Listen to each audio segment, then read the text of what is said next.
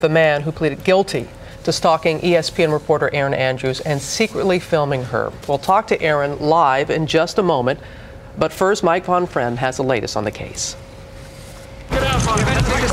Michael Barrett, a former Illinois insurance executive, is now going to prison not only for stalking sportscaster Erin Andrews for more than a year. I'm at the angry stage right now. I'm mad. Barrett also admitted to sneaking across 3 states, shooting video of unsuspecting Erin through hotel room peepholes as she was dressing for work. He hid behind a hotel room door. Before the judge sentenced Barrett to 30 months in prison, the 48-year-old father of 2 cried on the stand, telling the court, "I hope someday she can forgive me." The sportscaster said, "Not a chance. You violated me, and you violated all women. You are a sexual predator, a sexual deviant, and they should lock you up." Did he have the courage to look you in the eyes? He's never looked me in the eye once. His apology isn't good enough. It doesn't take down the video off the internet.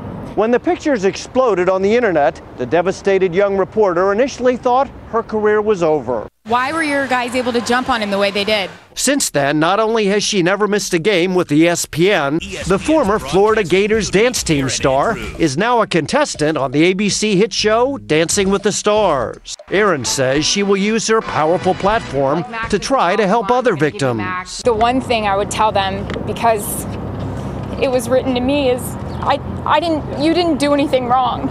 And I had to deal with a lot of people saying that I deserve this. For Good Morning America, Mike Von Friend, ABC News, Hollywood. And joining us now live is Erin Andrews with her attorneys Marshall Grossman and Daniel Alberstone. Thank you all so much for getting up early and joining us this morning. Erin, you woke up this morning knowing that the man who victimized you, knowing for the first time in 9 months that he is definitely going to jail. What's going through your mind this morning, Erin?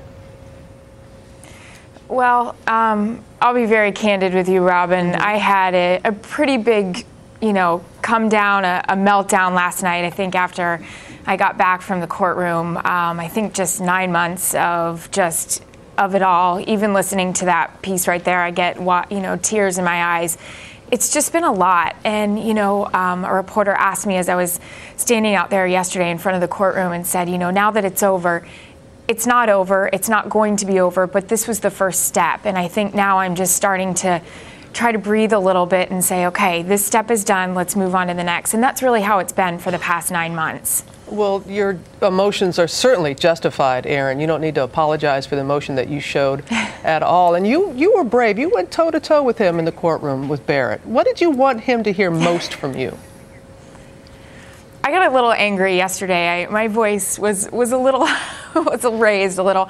I wanted him to know, I think more than anything, he got very emotional when he talked about his children and how he felt bad for how he let them down. And I wanted to know, I'm a daughter to 2 parents, and they are just mortified and they're just so upset and they feel so bad for me. And I wanted him to know as a daughter what he did to me. And Marshall read a note from my father that I think had the whole courtroom just, really, really upset and really emotional. And I wanted the judge to know that, and I wanted Michael Barrett to know that as well. So you don't believe his apology, his remorse, because he did say in a statement or in court yesterday, they said there are no words to adequately tell Miss Andrews how sorry I am. I hope that someday she can forgive me. Do you think he has any real remorse, Erin? I think he feels bad he was caught.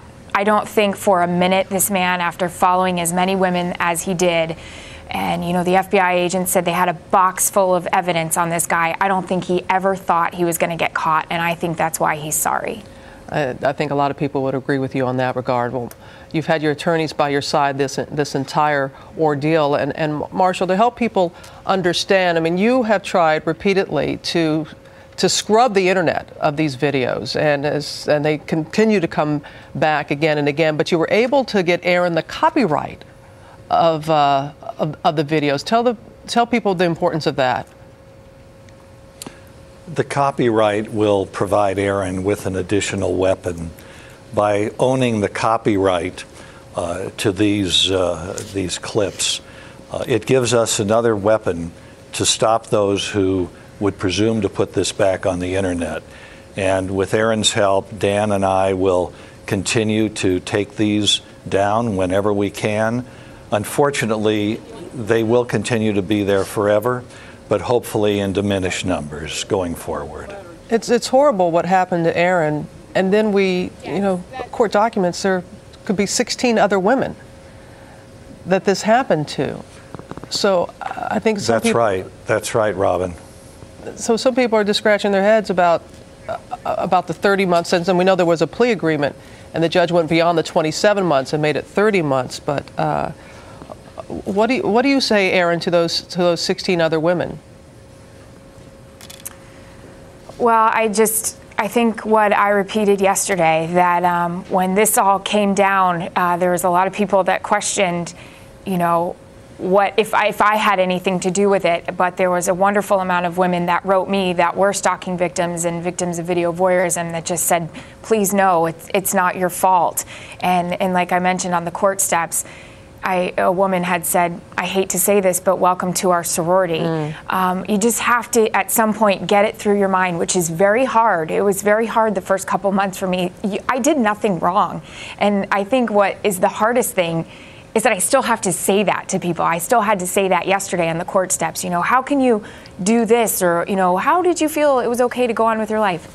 You turn the tables on them and say, because what did I do? What did I do wrong?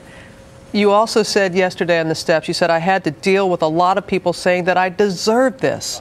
Why do you think some people responded in that way, and what do you want to say to them? Yes,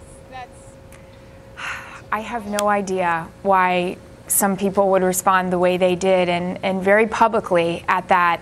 I feel bad and disappointed that a comment was made like that. And I will tell you, Robin, when I heard that 16 other people were involved, I wondered what those people that made those comments must think. Did those 16 other women deserve it as well? Were they playing to a certain crowd as well? So I think it's a good lesson. You should reserve judgment until you know all the details, especially when you make a comment about that. And so many people got to see it. Yes, they did. Dan, Barrett has until, May 3rd to turn himself in and be incarcerated, and there is a restraining order against him until that time. Do you anticipate when he does get out in 30 months to have another restraining order issued? Well, I think that may happen. What happens is, I think under the court's order, once he gets released from prison, he's under supervised probation. And my recollection is that the court did issue a restraining order that's going to be in effect for the 2 or 3 years of probation he has after he's released. And I would just add that, Aaron, and you asked Aaron a question about being sorry and was he sorry, and I think we shouldn't confuse him standing up there saying being sorry with really the public humility and shame, because what I saw from Barrett in the courtroom naturally was humiliation and shame, and that's going to be his prison sentence, not just behind bars, but his cell is going to be that public humility and shame that he was trying to bestow upon Aaron. Dan, thank you. Marshall, thank you so much. Aaron, of course, thank you to you. How's your dad doing? We know he was undergoing surgery today, and how close you all are. I actually just spoke with him as he was getting ready to go into surgery, so hoping I'll talk to my mom pretty soon to get an update, but thank you for asking. I know she's so proud of you, both of them are, and so we're thinking of him, and we'll be watching you next week on Dancing with Your Stars. You said this is part of the healing process, right, for you? It is.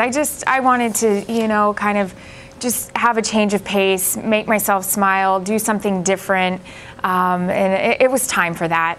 It is time. Well, Aaron, thank you. Marshall and Dan, thank you as well. Have a good day.